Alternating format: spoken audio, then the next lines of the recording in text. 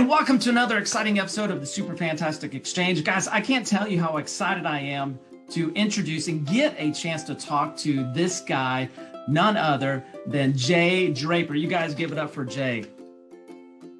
Can you hear him, Jay? They're clapping for you. Gary, I can't hear a thing. Maybe I should call my mom and I'll get my mom on the phone and then she'll cheer for me. I'll clap louder for you. That's awesome. Hey, invite your mom next time. We'll do a follow-up to this and we'll just do, mom and son kind of thing. But, Jay, I'm really excited to talk to you because you are actually somebody that I work with and have respected and admired through, kind of the time that we have worked together. But I wanted to give you a chance to introduce you, who you are, and what you do. Thank you, Gary. I'm honored to be here. So thank you for the invitation. I've been watching your exchanges for, a couple months now that you've had them on LinkedIn, and they're very exciting, and I pick up something from every single one. So thank you for doing this for the multifamily industry. So my name is Jay Draper. I'm a senior regional manager based out of Nashville, Tennessee. So I have been in the industry now for 9 years. Started as a part-time leasing consultant in Frankfort, Kentucky. Ended up moving a couple of times for some job opportunities that I have and ended up here in Nashville. It is me, it is my wife, and I'm a proud dog dad of 2 here in Nashville. That is awesome. And Jay, one of the things I've loved watching is your progression. And it has been, for me, it's been real inspiring because I've, from Texas, I've been able to, working with you, but still watch your progression, and it's moved pretty quickly. And that has been incredibly inspiring. And from what I really believe, is part of, and I'm sure there's tons of things that contribute to your success, but what I've seen from you, in my perspective, is you always go above and beyond.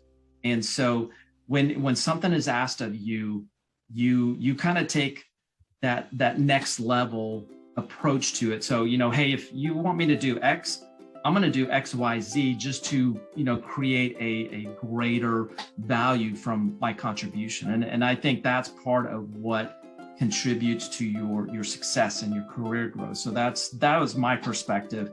And it's just inspiring to see. And I've always been a fan of yours, watching you grow. And I can't wait to see what's next for you. Thank you. I appreciate that.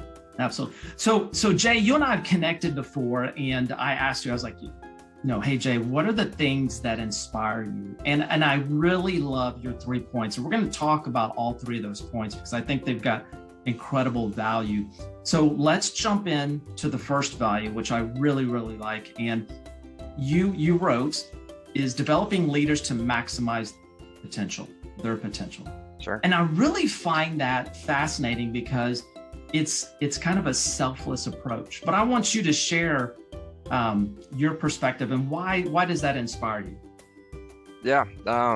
It's funny. You talked about my career progression that I have, and I couldn't do any of the things that I've done. I can't do X, Y, and Z if I'm not surrounded by really good people. We all have a very limited time. And so it's the time that we have in a work week, whether we're doing 40 hours, maybe we're somebody going above and beyond and doing 50 or 60. However, if we're always reactive and trying to fix the problems of other people around us, we're never going to be able to do those extra things that you mentioned before.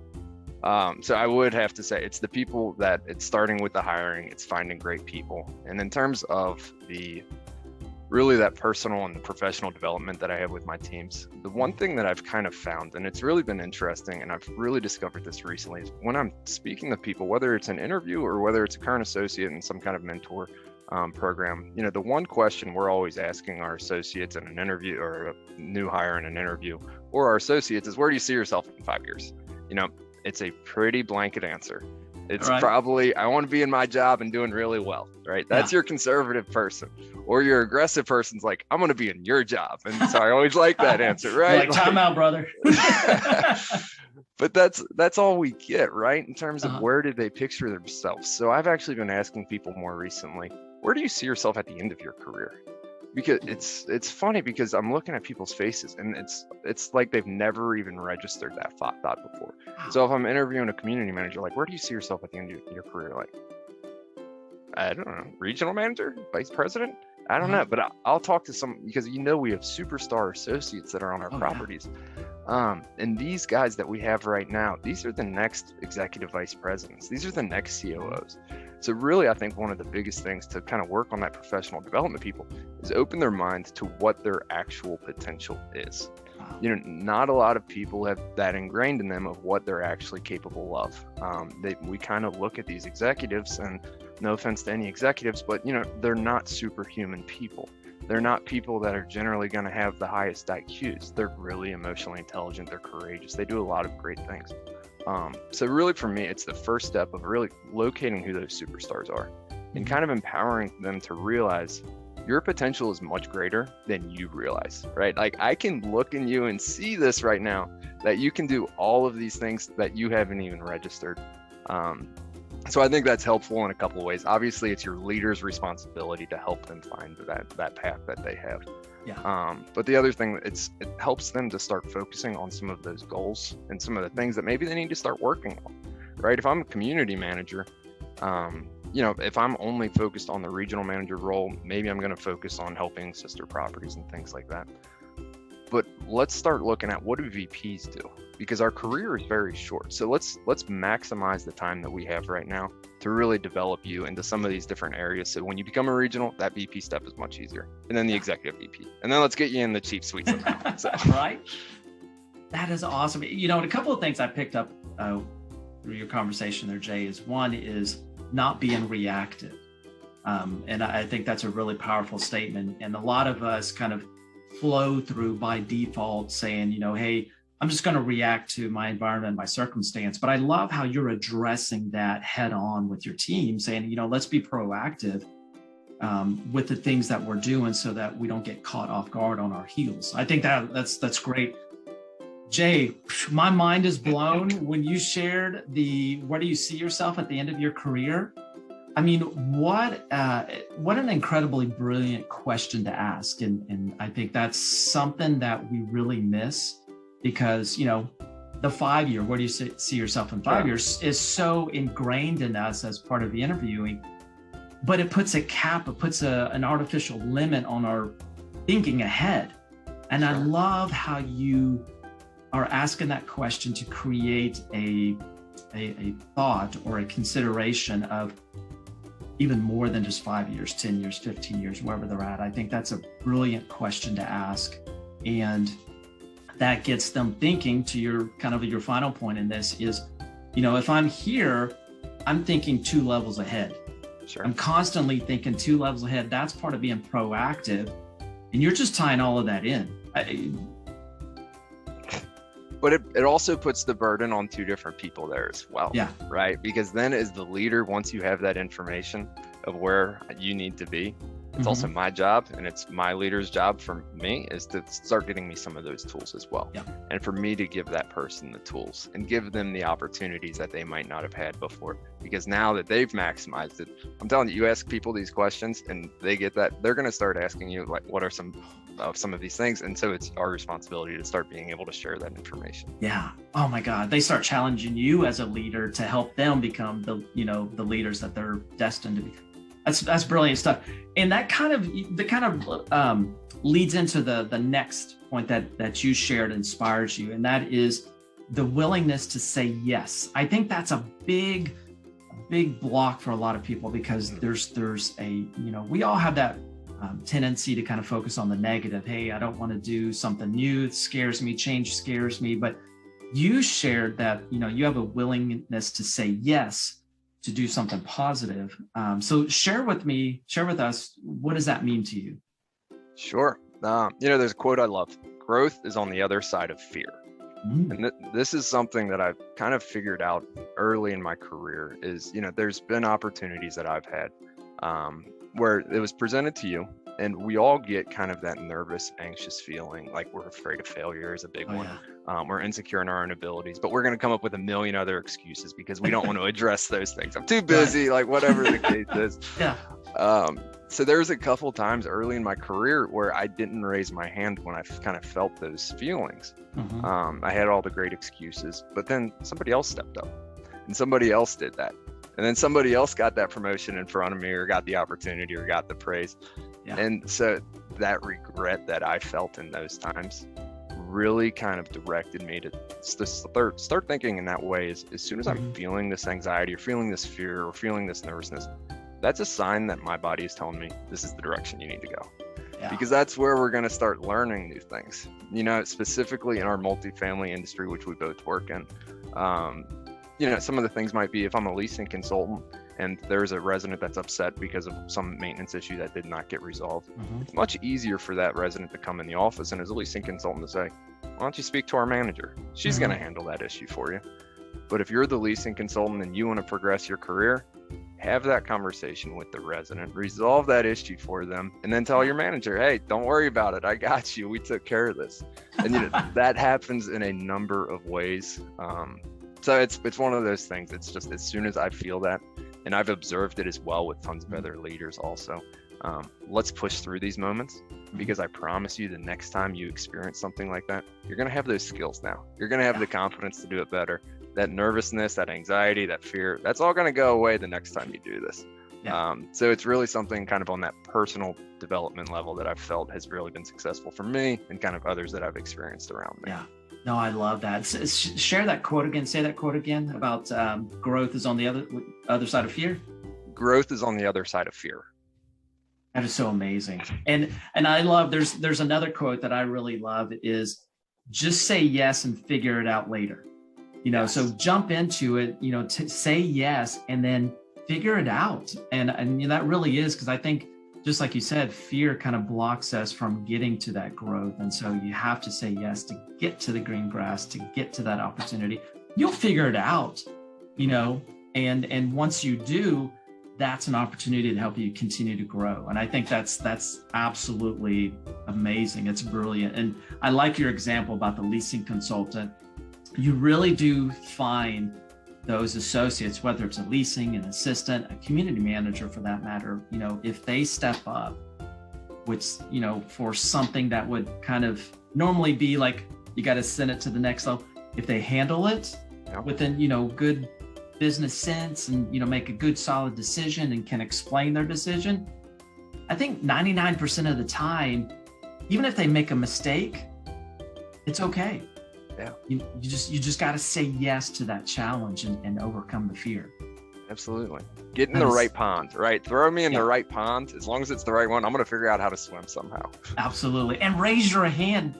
Jay, that's absolutely amazing. I like how you kind of shared that example of, you know, you didn't raise your hand at first and you started seeing other people kind of like get to the next step and you're like, well, wait a second, I can do that. And now you raise your hand for everything, just about. I have to, yeah. Well, throw me in. Let's see what happens. I'll figure it out. And then I raise other people's hands too, so that's part of it. Jay, that's really good. When you see and you mentioned that earlier, you see the potential in your team, and you're like, they're not raising their hand. I'm going to raise it for them. Yeah, totally. You know, they may be mad at you for just a moment until they get to do that opportunity and they're like, whoa. Exactly right. They're normally not mad at me at the end of it and once we're done, but if they are, it's probably not a great fit anyway, so we'll figure all that out from there. How could they not like you, Jay? Come on. That is so cool. I love just kind of your perspective on leadership and developing team and saying yes to opportunities. And so I think a lot of that is kind of, again, leads to your next, man, there's just, everything just kind of follows suit really well, Jay. So, you know, you're developing your team and you're saying yes, and that gives you the opportunity to do not just X, but X, Y, Z. And that is your third inspirational point is, you know, doing something superior, creating a product and a service that is better than everybody else. So tell us what that means to you and how that inspires you. Yeah. You know, you've got to give all of the credit when it comes to a product. All of the credit goes to our on-site teams, and it's for every single person, right? So when I'm talking about product, I'm talking about what is the cleanliness of our community, what is the curb appeal that we have, because when it comes down to it, we have a lot of apartments throughout the country that are very similar. So I'm here in Nashville, Tennessee, and the community that I might manage, there's going to be 3 around the corner that are going to be very similar to that as well. Right.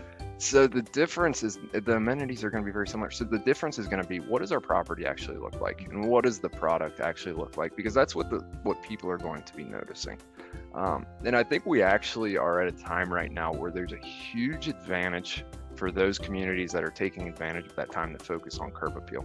And I say that because this is kind of a pandemic related thing, is, for the last year and a half, we've had a lot of staffing shortages, whether that's from, labor issues that are going on nationwide. We were sending a lot of teams home when the pandemic was really in the prime. And so a lot of people kind of lowered their standard. I've walked a lot of communities right now, and you're just seeing that while our vendors kind of were short-staffed, while we were short-staffed, the standard kind of dropped a little bit. And not everybody has really picked it back up at this point. And so I think there's a huge opportunity right now for those communities that are focused on that, because while we are in a red hot housing market throughout the country, that is in part because we haven't really had a lot of construction in the pipeline for the last 12 months. However, we're not going to stay red hot forever. So it's really inspiring to me, and I really appreciate the teams that are able to focus on that, because ultimately when this market does slow down here, and we don't know if it's 6 months, we don't know if it's 18 months, whenever it slows down, the people that are not focusing on the curb appeal, it's going to be very evident. So I'm encouraging my teams, we need to stay ahead of the curve on that, and we need to certainly make sure that our on-site teams are there. Yeah, and I love, Jay, how you recognized a competitive advantage. Even though everybody's doing it, lowering their standards per se, you recognize that as a competitive advantage to take it to the next level, because if you've created that momentum to raise the standards and do better than everybody else, when the red hot market kind of cools off, everyone's got to start turning that flywheel, and it's hard to build that momentum, but your flywheel is spinning fast because you got ahead of the game. And I love how you've got that forethought to recognize that and get your teams kind of building that momentum with raising your standards, not only with curb appeal, but I imagine you're doing it with customer service, you're doing it with, making sure the apartments are ready and just creating that whole experience for your guests. Absolutely. That is the key. It's funny with our roles and a lot of people that are in management, we walk to a property and we'll look and we'll point things out, right? So there's spider webs that are on the light bulbs, there's leaves that are on the sidewalk, there's a drywall patch that wasn't done that well. And I'm not noticing that because I'm a regional manager. We could get anybody off the street and say, walk this community and tell us the issue, right? Yeah. So our prospects are seeing that every single day and they're noticing it. Now, because we're at that property and generally as a community manager, I'm there 40 hours a week. I see the same thing over and over, but I promise you that people are noticing this when they're deciding where they're going to lease it. Whether it's affecting us now, probably not as much, but certainly down the line, it will, just like it did several years ago. Yeah, absolutely. And it's hard, I was on site as well. And, there kind of comes to a point where you can't see the forest for the trees. You just kind of get numb to it all.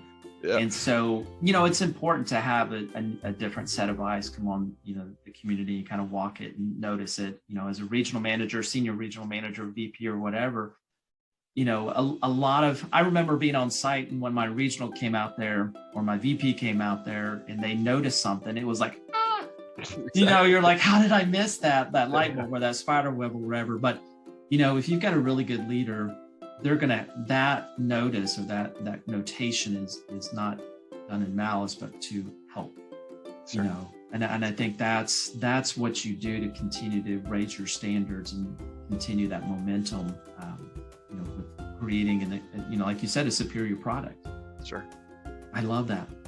Jay, you just got this leadership skill set, mindset, just all put together from, I love how you take it from interviewing somebody, asking that really thought-provoking question to help them expand their mindset, to, encouraging them to maximize their potential, saying yes to the risk, having, raising their hand for them, and then helping them raise their standards above everybody else, above the competition. I think that is just, you got a really good view and perspective on what that looks like holistically. And I think that is incredibly inspiring. And your team is, I would consider them extremely lucky and fortunate to have you in their career, role. I think that's just amazing. I love Sure. it.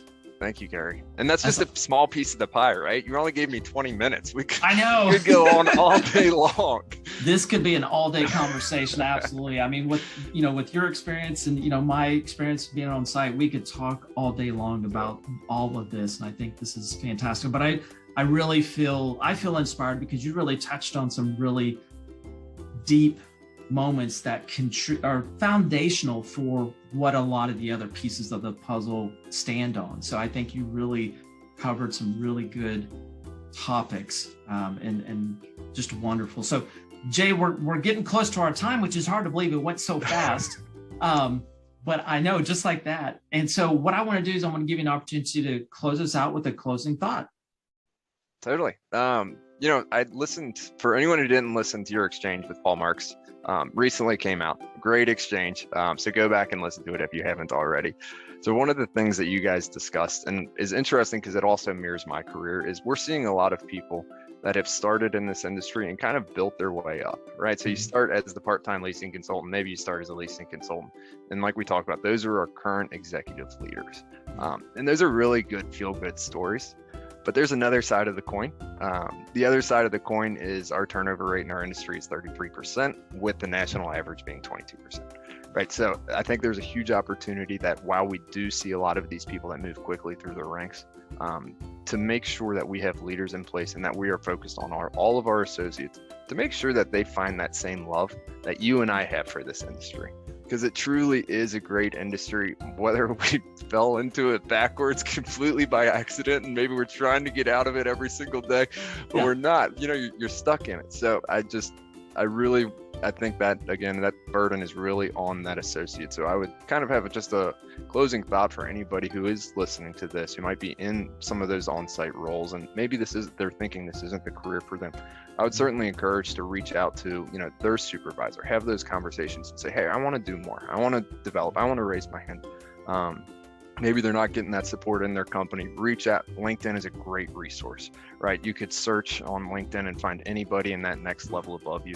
Start sending messages, find a mentor, because people have lived that path that you want to go through as well. So there's all kinds of resources. I've had good mentors in my career, so I could not recommend strongly enough to find somebody that can kind of help you on that path.